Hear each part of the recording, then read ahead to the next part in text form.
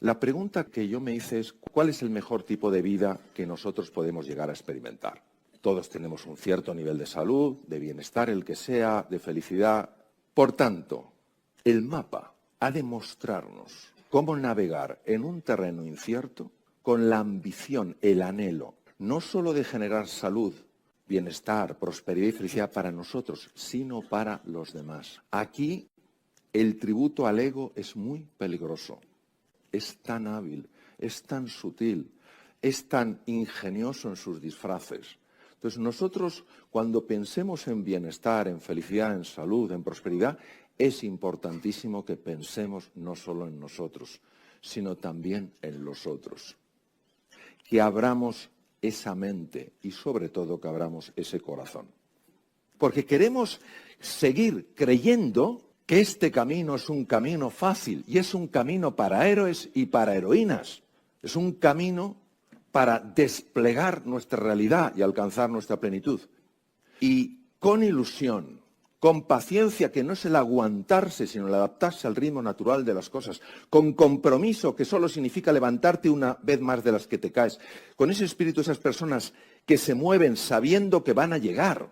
Vamos avanzando poco a poco, a veces subimos, a veces bajamos, a veces subimos, a veces bajamos, hasta que verdaderamente esa estrella, que en el fondo está dentro de cada uno de nosotros, brilla con especial intensidad. Este camino está basado en unos principios y está basado en unos valores. Lo que ocurre es que los principios son muchas veces tremendamente contraintuitivos. ¿Y cuál es la principal dificultad de estos principios? La tremenda resistencia que ponemos a algo que para una razón no ampliada no tiene sentido. No tiene sentido vivir nuestra vida asustados, desesperanzados, con sensación de impotencia. Entender que la vida es un regalo, pero ¿cuántas veces no la vivimos como si fuera una penalidad, un sufrimiento? La arrogancia humana, la soberbia humana, se basa en creer que lo que veo yo es lo que es. Y por tanto me cierro a cualquier otra cosa. En segundo lugar, nuestra obsesión por tener siempre la razón. Y no nos damos cuenta que esto no es que sea bueno o malo, es un condicionamiento mental y daña mucho las relaciones humanas. En tercer lugar, la desconexión de nuestro cuerpo. Es impresionante el nivel de desconexión que tenemos con el cuerpo. Y es que tenemos la sensación de que el cuerpo es una máquina. Eso sí, compleja, pero es una máquina. El cuerpo tiene una inteligencia tan enorme. Hay muchas fuerzas dentro de nosotros a las cuales no les damos ni una oportunidad de que afloren. Queremos meter cabeza en todo, queremos meter razón en todo, queremos meter conocimiento en todo y no nos fiamos de una sabiduría natural que hay en el ser humano. El siguiente es la falta de control sobre nuestra mente. Esto es difícil de creer. La falta de control que tenemos sobre nuestra mente es tan abrumadora que, para que os hagáis una idea, la investigación muestra que el 46% del tiempo estamos constantemente distraídos. Aprender a focalizar la mente, aprender a conseguir que la mente se calme para que podamos ver la realidad más allá de la apariencia es fundamental. Y luego tenemos otro elemento que es el alejamiento de nuestra propia esencia. Mirad, yo esto lo digo y lo digo con tremendo orgullo. Yo creo profundamente que una de las razones por las que a veces experimentamos tanto sufrimiento es porque nos estamos alejando de la espiritualidad. Entendiendo por espiritualidad la capacidad de encontrarnos de verdad con nosotros mismos, con el otro, con la naturaleza y con los que crean, en mi caso es así, con Dios. Hemos perdido esta referencia y la ciencia no va en contra de ella. Esto no te implica para nada que tengas que abrazar ningún credo, ningún dogma, pero podemos vivir la vida con un sentido de la trascendencia, no solo encerrados en nuestro pequeño yo. ¿Y qué ocurre cuando nosotros no cuidamos estas cosas? Porque no sabemos que pueden ser cuidadas. Pues que esto afecta a todo ello, a la salud, a la prosperidad, a las relaciones humanas, al bienestar y a la felicidad. Entonces, vamos a recorrer el camino. Necesitamos tres cosas. La primera es inspiración. Queremos hacer las cosas sin inspiración. Y cuando hablamos de inspiración, hablamos de algo que te estremece en las entrañas. Un proyecto tan apasionante, tan ilusionante, tan motivador, que dices, esto lo quiero en mi vida. Y si no hay inspiración, no puede haber fuerza. Eso es lo primero, tener un qué y un porqué que a ti te conmueva. Hoy sabemos que hay 3 cerebros. El cerebro intracraneal, el corazón y el tubo digestivo. El tubo digestivo es un cerebro y funciona como un cerebro, realmente funciona como un cerebro. Muchas de nuestras intuiciones más profundas vienen de ahí. Muchas enfermedades degenerativas del sistema nervioso central se podrían prevenir o por lo menos aminorar en su impacto cuidando mejor el tubo digestivo. Entonces, lo primero es la inspiración. Por eso hay que leer cosas que nos inspiren. Hay que acercarse a personas que nos inspiren, no a personas que nos chupan la energía, que han hecho de ello un deporte. Entrénate con un balón de reglamento. Te dejo un sofá, pero no me utilices a mí para drenarme de energía. Yo necesito esa energía por las mañanas para moverme con entusiasmo, con pasión. Yo no gasto glucosa cerebral, yo no gasto oxígeno en algo que me está debilitando, porque no te ayuda a ti, ni me ayuda a mí. Entonces, lo primero es la inspiración. Pero claro, ¿qué pasa con la inspiración? Que si le falta la estrategia, pues sales como una moto. Necesitamos encauzar eso con una estrategia que funcione. Y luego hace falta entrenamiento. Vamos a ver, hay que entrenarse. Y quien no se entrene, quien no sea disciplinado, no es ni mejor ni peor, pero no va a tener resultados. La disciplina, el esfuerzo, la dedicación son absurdos si no hay inspiración. Pero si tienes inspiración, necesitas la disciplina y necesitas el entrenamiento. Los 3 superpoderes tienen 2 dimensiones, una dimensión física y una dimensión más sutil. La dimensión física es el encéfalo humano. Sabemos perfectamente que hay una parte del encéfalo que se llama sistema límbico, le llaman a veces cerebro emocional. Sabemos que en esos núcleos, en esos haces nerviosos, tiene lugar todo el movimiento afectivo de un ser humano. Si destruyéramos esa parte enorme del encéfalo, tendríamos un ser mucho menos emocional. Por ejemplo, el sistema límbico no es que no exista en los reptiles, pero está mucho menos desarrollado. Entonces, el sistema límbico es clave. El sistema límbico, ¿de qué sale el sistema límbico? Sale tu pasión, tus ganas de hacer las cosas, tu ilusión, tu compromiso. Sale esa fiebre positiva que te pone en marcha. Pero claro, necesitamos también una estructura encefálica que tenga la capacidad de canalizar esa energía. Esas partes del cerebro son expertísimas en la capacidad de analizar, en la capacidad de negociar, en la capacidad de aprender, en la capacidad de imaginar, en la capacidad de recordar. Y en el tronco del encéfalo hay unas estructuras maravillosas, son 2 columnas que cuando se ven en microscopio parece una red, lo cual no sería muy raro en el tejido nervioso, pero aquí llama la atención el tipo de red y se llama sustancia reticular. Y la sustancia reticular que recorre todo el tronco del encéfalo, hay una parte de ella, se llama sistema reticular activador ascendente, que lo que hace es que cuando tú estás inspirado por una posibilidad, cuando tú tienes una estrategia para lograrlo, pero no sabes dónde empezar a hacerlo, esta parte empieza a activar el encéfalo de tal manera que como una linterna busca oportunidades. Y hemos podido ver que la incapacidad para aprender una cosa, cuando tú tenías una inspiración profunda, cuando tenías una estrategia aunque fuera sencilla, y te ponías en marcha como los que saben que pueden, aunque parezca que no pueden, al final aparecían cosas absolutamente tan inimaginables que lo primero que generaban en ti era sorpresa, sobresalto y admiración. ¿De dónde estaba esto? Que yo no lo conocía. La inspiración a nivel sutil, la estrategia de toda la parte de esa cognición de esas áreas prefrontales y la acción en esas manos de la capacidad de ver dónde puedes actuar. Entonces nosotros lo que necesitamos es aprender a hacer que esa maravilla, esos 100.000 millones de neuronas, 100.000 billones de conexiones, jueguen como un equipo. Y así puedes conseguir que el que parece un estudiante torpe sea un estudiante extraordinario. Y el que parezca una persona sin recursos sea una persona que sorprenda por sus tremendos recursos. La epidemia que tenemos hoy en día, no ya digo de obesidad, sino de algo que se llama síndrome o proceso inflamatorio crónico, es de no creérselo. Los estados prediabéticos no paran de aumentar. Y nosotros pensamos que esto solamente tiene un impacto a nivel del corazón, mayor posibilidad de tener un infarto, etc. Todas cosas que no hemos oído muchas veces, pero que no nos han conmovido. ¿Qué pasaría si supiéramos que cómo comes afecta la posibilidad de que tengas o no una enfermedad de Alzheimer?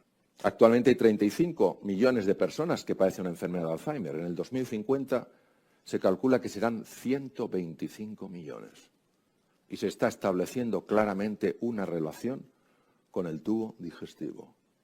Sabemos que el ejercicio físico es capaz de aumentar el nivel de 3 sustancias, el factor neurotrófico derivado del cerebro, el factor de crecimiento del endotelio vascular y el factor proinsulínico, factor insulínico de crecimiento, y que son fundamentales para que se formen nuevos vasos sanguíneos en el cerebro, para que se formen nuevas conexiones en el cerebro y que esto puede ser profundamente alterado o estimulado con la nutrición. Yo recuerdo la primera vez, estaba en Boston, donde escuché algo que jamás había escuchado, que es que en la ansiedad y en la depresión se ha visto inflamación física del cerebro. Lo que parecía tan sutil, parecía tan difícil de tocar o de ver, resulta que ahora tenía una dimensión fisiológica. ¿Sabéis que esa inflamación puede bajar cuando tú añades ácidos grasos poliinsaturados como pueden ser nueces, como pueden ser pescados azules? Estamos hablando de cosas que no solamente están afectando al corazón, que es muy importante, sino que están afectando al funcionamiento de la mente. Entonces nosotros lo que queremos tener es un cerebro que funcione muy bien, porque estos tiempos no son para cerebros que no funcionen bien. Lo mismo que el ejercicio físico. Por ejemplo, el ejercicio físico aumenta el tamaño del hipocampo. El hipocampo es una estructura clave si quieres aprender cosas nuevas. El hipocampo es clave para aumentar las conexiones en las áreas prefrontales. ¿Quién no tiene que negociar? ¿Quién no tiene que analizar cosas? El ejercicio físico es clave en el crecimiento del cíngulo anterior. El cíngulo anterior es una estructura importantísima del ser humano y que tiene mucho que ver con las relaciones humanas. Hoy en un mundo de tal diversidad, donde no basta con tolerar la diversidad, sino que creo que tenemos la oportunidad de celebrar la diversidad, necesitamos cíngulos anteriores fantásticos. Pero no solo eso, el ejercicio físico baja el volumen de la amígdala. La amígdala es el centro que reacciona con ira o con miedo. ¿Cómo sería nuestra vida con menos ira o con menos miedo? Entonces, si nosotros encontramos razones de peso, razones potentes, y sentimos la inspiración y decimos, oye, esto puede mejorar mi vida, y te dan una estrategia sencilla, que no es, pues mira, todos los días tienes que ir al gimnasio 3 horas. Oiga, que no puedo, pues claro que no puedes. Pero hay un paseíto rapidillo, donde tú aceleras el corazón y el pulmón, o sea, no es ir de escaparates, no es ir a una librería, es rapidillo, cuando tú puedes conseguir efectos beneficiosos. Entonces llega un momento en que cuando tú lo vives, ya nadie te lo tiene que decir, ya sabes que es verdad. Lo que sí sabemos, sin género de duda, es que hay que reducir drásticamente el consumo de azúcar. Y no es inocuo, no es un tema de calorías. Es un tema de resistencia a la insulina. Es una cosa radicalmente distinta. El ejercicio físico, pues mira, el ejercicio físico muchas veces dices, hay que quemar grasa. Mirad, hay una grasa que no es la grasa normal, es una grasa distinta. Muy diferente porque es un órgano endocrino. ¿Qué es un órgano endocrino? Un órgano endocrino es una sustancia capaz de producir hormonas. Esa grasa es la grasa perivisceral, rodea las vísceras e intraabdominal. Cuando uno hace ejercicio físico, esa grasa que está contenida en adipocitos, que no son los que puedes tener en una pierna, en un muslo, que puedes tener en el brazo, sino que están alrededor de las vísceras, empieza a liberar esa grasa, los ácidos grasos, para que se conviertan en cuerpos cetónicos en el hígado y puedan ser liberados para que los consuma el músculo. Esto es muy importante, porque el ejercicio físico es un protector enorme de los procesos inflamatorios que parecen ser uno de los factores clave en el desarrollo de enfermedades, como por ejemplo la enfermedad de Alzheimer, o por ejemplo cuadros de ansiedad o cuadros de depresión. Mirad, dormir es más importante que comer. Y siguiente tema, cuando vayáis por un caminito, vayáis a donde sea y veáis un sitio de sombra y uno de sol, os recomiendo que vayáis por el de sol. El efecto increíblemente beneficioso del sol, tomado en cantidades adecuadas, es que es buenísimo. El siguiente es el tema del bienestar, que tiene que ver con la prosperidad y tiene que ver con la mente. Vamos a ver, queridos. No hay un solo ser estúpido en el planeta. Lo que hay son estados mentales en los cuales es imposible ser inteligente. Y hoy sabemos que hay dos estados mentales súper frecuentes, tan frecuentes que ya se han normalizado. Uno de ellos corresponde al estado mental de una persona que se siente en peligro. Llega a una reunión y se siente juzgado. Va a haber un cliente y se siente juzgado. ¿Y qué pasa? Que cuando la sangre tiene que ir a los músculos, no puede ir a la cabeza, porque la cabeza consume demasiada sangre y el organismo está interpretando que es una situación de peligro.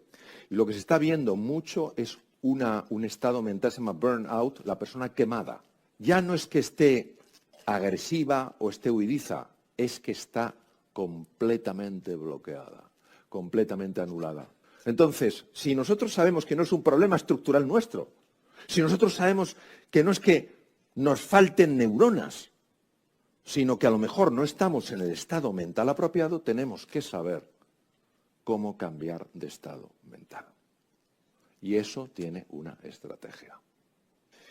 Y luego tenemos el tema más sutil y el más complejo, que es el tema de la felicidad. Vamos a ver, la felicidad no tiene que ver, como así lo concibo yo, con el tener, tiene que ver con el ser. Por eso los anhelos del ser no se pueden rellenar con el tener. Son dos cosas distintas. La felicidad es una condición interna del ser humano que se proyecta hacia afuera en forma de alegría, en forma de serenidad, en forma de encuentro, en forma de fraternidad. Y la felicidad es una puerta a otra dimensión. Es una puerta a la trascendencia. Es decir, la felicidad como estado contemplativo, donde la experiencia es radicalmente distinta al bienestar. El bienestar tiene que ver con el goce, la felicidad tiene que ver con el gozo. ¿Y esta felicidad cómo se trabaja? Cuando tú buscas ser cordial con los demás, cariñoso, amable, independientemente del lugar que ocupen en el estrato social, ofreces cordialidad a los...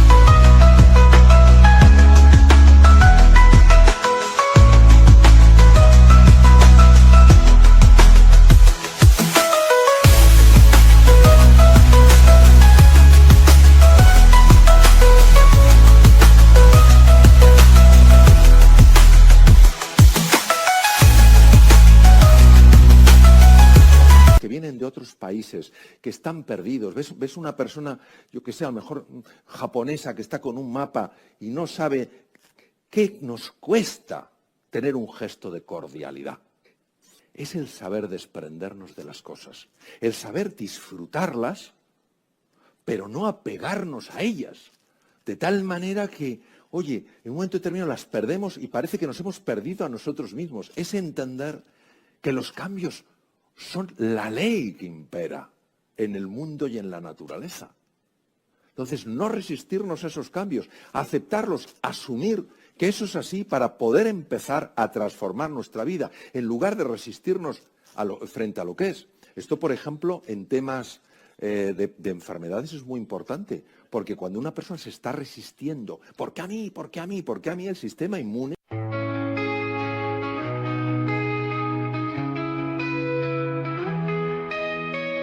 lost in the rhythm of the wind, strings whisper secrets to my soul. In a world of alternative rock where indie rock takes control, our rock paints a picture so vivid, where your female vocals sing so sweet, melodic tones that captivate. In this experimental retreat, deep within the music's embrace, I find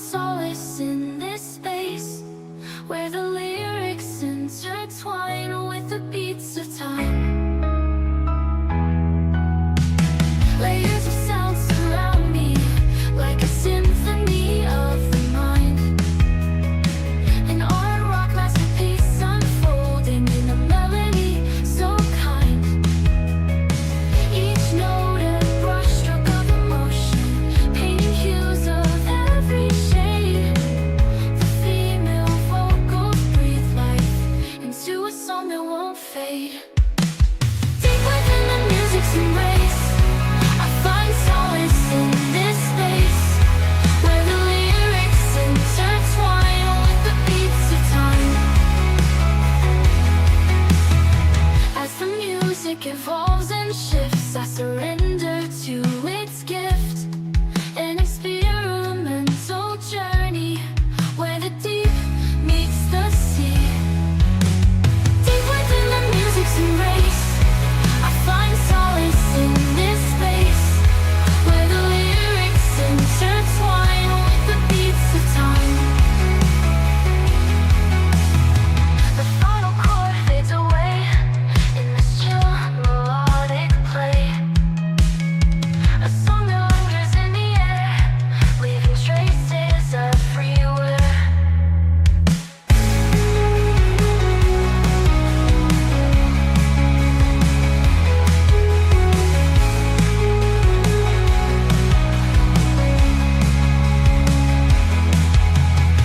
Layers of sound surround me like a symphony of the mind. An art rock masterpiece unfolding in a melody so kind.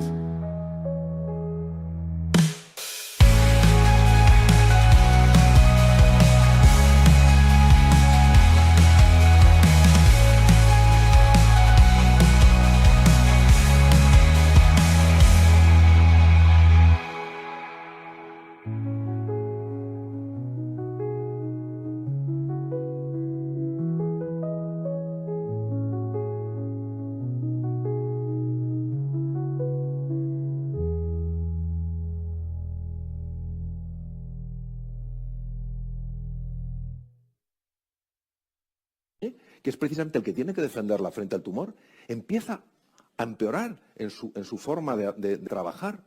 Y cuando una persona dice, mira, asumo que esta es mi situación, no me gusta, pero lo asumo, a partir de ahora, ¿qué puedo hacer? El sistema inmune es mucho más potente. La conexión con la naturaleza. Todos sabemos que cuando nos damos un paseo por el campo, por el bosque, cuando nos quedamos mirando al mar, algo nos pasa. No sabemos muy bien lo que es, pero algo nos pasa. ¿Será posible que nos veamos tan separados de la naturaleza cuando la creación ha salido de las mismas manos? ¿Será posible que nos veamos con esa situación de superioridad frente a la naturaleza? El tema de la gratitud. Gratitud es levantarnos por la mañana y encontrar algo por lo que dar las gracias a quien quieras. Lo importante, entiendo, no es que lo focalices en alguien, sino que haya ese gesto de agradecimiento, ese gesto de gratitud, ese gesto de no dar las cosas por sentadas. Mirad, yo creo que tenemos que volver a aquello que parece que no sirve para nada, porque no es utilitario, que es momentos de recogimiento, momentos de serenidad, momentos de silencio. Vamos demasiado deprisa. Y estas prisas no son buenas ni para la salud, ni para el negocio, ni para la prosperidad, ni para la felicidad. Entonces, de vez en cuando buscar un sitio donde estés tranquila, donde estés cómoda, y dejar que ese barro que todos tenemos en la cabeza se vaya sedimentando. Poco a poco, porque la condición natural de la mente es la serenidad. Lo impostado es la turbulencia. Lo natural es la serenidad. Bueno, queridos, muchas gracias por vuestra atención. Muchas gracias. Gracias.